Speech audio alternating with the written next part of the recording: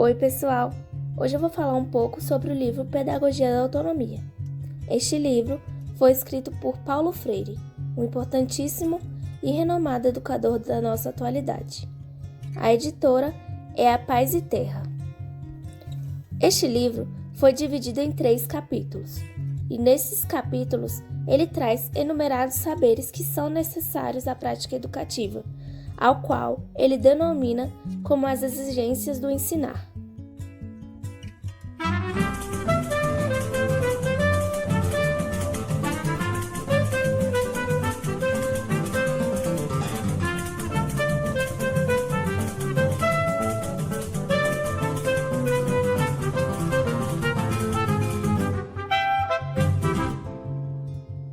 Capítulo 1.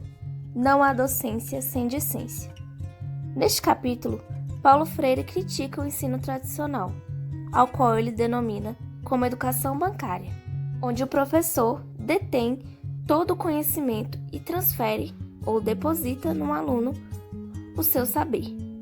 Ele fala o seguinte, que ensinar não é transferir conhecimento, mas criar possibilidades para a produção ou a construção dele. Quem ensina, aprende ao ensinar, e quem aprende, ensina ao aprender. Ou seja, nós educadores não devemos nos limitarmos mais a essas maneiras tradicionais de ensino. Sempre devemos buscar ir além, aceitar as mudanças, aceitar o novo e praticá-lo, planejando e desenvolvendo métodos rigorosos, com uma intencionalidade, se desprendendo a esse ensino que é mecânico e já pronto. Do professor também se exige ser crítico à sua própria prática docente, analisando-a constantemente, vendo o que não agrada e de que maneira pode se tornar mais interessante. Buscar constantemente melhorar a sua aula. Na visão de Paulo Freire, o educador deve ser também exemplo para os seus alunos. Ele não deve dar conselhos e fazer exigências que não podem ser aplicadas a ele. Por exemplo, se o professor quer que seus alunos leiam livros, ele também deve andar e ler livros. Se o professor quer pontualidade de seus alunos, ele deve também ser pontual. Em suma, Paulo Freire defende uma pedagogia fundada na ética e na empatia, no respeito, na autonomia e na dignidade. Por esse motivo, ele também fala que o educador deve valorizar o multiculturalismo, respeitar as vivências e experiências do educando e formar alunos que sejam autônomos, que busquem seus próprios conhecimentos, alunos que sejam curiosos, pesquisadores, críticos e questionadores. E para isso, o professor deve estimular e inspirar seus alunos constantemente. Capítulo 2. Ensinar não é transferir conhecimento. Neste segundo capítulo, Paulo Freire afirma que nós educadores devemos reconhecer que nós somos seres condicionados e devemos ter a consciência do inacabado. Ou seja, ele fala que nós devemos assumir a postura de um ser inacabado, pois nós não somos seres perfeitos, não somos seres definitivos. Estamos em desenvolvimento constante. E o que nos torna seres humanos é a nossa cultura, justamente quando nós interferimos na realidade e superamos a condição exclusivamente natural. Por isso é que nós devemos estar predispostos às mudanças e assumir que na educação não existe somente respostas prontas, inquestionáveis, mas sim entender que a educação é um processo permanente de buscas e de possibilidades para a própria produção e construção do saber. Paulo Freire ainda fala neste capítulo que a prática docente necessita ser baseada na atualidade, e para isso o professor deve conhecer e criticar a sua própria realidade e a realidade de seus alunos. O professor deve pesquisar, buscar, criar métodos, fazer escolhas e assumir a consequência delas. O educador deve incentivar os seus alunos a terem mais curiosidade, a desenvolverem um pensamento crítico, a comparar, a duvidar, a indagar, para praticar o bom senso. O professor deve ser humilde para entender que não sabe tudo, mas que também quer aprender com seus alunos. Ele também deve ser tolerante, como maneira de respeito ao outro. A curiosidade, a personalidade, a timidez, a realidade e tempo do aluno, a fim de produzir uma relação confortável entre aluno e professor. O ambiente escolar deve ser um local que promove mudanças, transformações, um lugar de lutas para um mundo melhor. A prática educativa deve ser prazerosa e esperançosa, criticar o atual e buscar maneiras de melhorar. Ou seja, mudar é difícil, mas é possível. Aprender também exige que lutemos contra o desrespeito dos poderes públicos pela educação e valorizar a nossa prática docente. Capítulo 3. Ensinar é uma especificidade humana.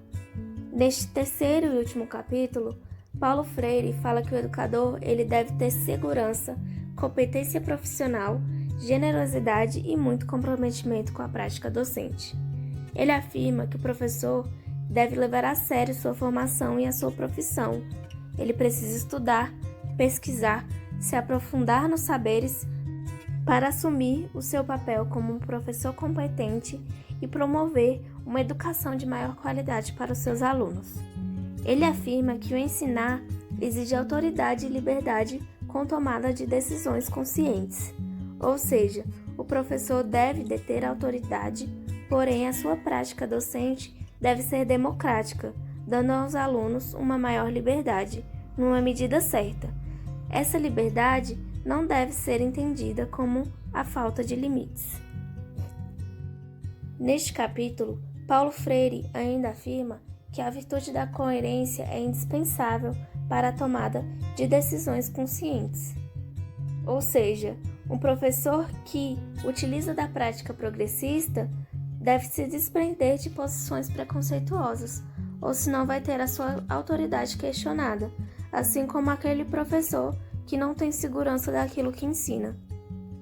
De um modo mais geral, para Paulo Freire, o professor deve ser democrático, coerente, competente, alegre, deve ter esperanças de um mundo melhor, deve atestar sua capacidade de lutar e modificar a realidade e deve respeitar as diferenças de uma maneira consciente e autêntica. Nós, profissionais da educação, também devemos reconhecer que a educação é ideológica, até porque aqueles que detêm maiores poderes públicos na sociedade criam regras e privilégios para o seu próprio benefício e ocultam essa ação com o discurso ideológico de ser o melhor para a sociedade. Nós também devemos compreender que a educação deve ser vista como uma forma de intervenção no mundo, e é por esse motivo que o professor não deve somente reproduzir o conteúdo, mas também desmascará-lo, para que seus alunos tenham uma visão mais completa e tire suas próprias conclusões sobre aquele assunto. É papel do professor mostrar aos alunos que todos nós somos agentes e produtores da nossa sociedade e podemos sim transformar a nossa realidade. É por esse motivo que se torna obrigatório se basear na ética e na moral, para não sobrepormos os interesses humanos aos econômicos. Devemos intervir no mundo e reinventá-lo, pois nós somos seres que fazem história e moldamos a sociedade com as nossas decisões. O educador também deve saber escutar e deve ser disponível para o diálogo. Por isso, ele deve respeitar, ser tolerante, ser paciente e ouvir o que o outro tem a dizer. Isso não significa ser conivente com a palavra do outro, mas sim dar oportunidade ao diálogo, mostrando ao outro o seu posicionamento para que assim um compreenda o outro. E a humildade é uma das palavras-chave para o diálogo saudável, pois ninguém detém a verdade, ninguém sabe de tudo, sempre se tem mais a aprender.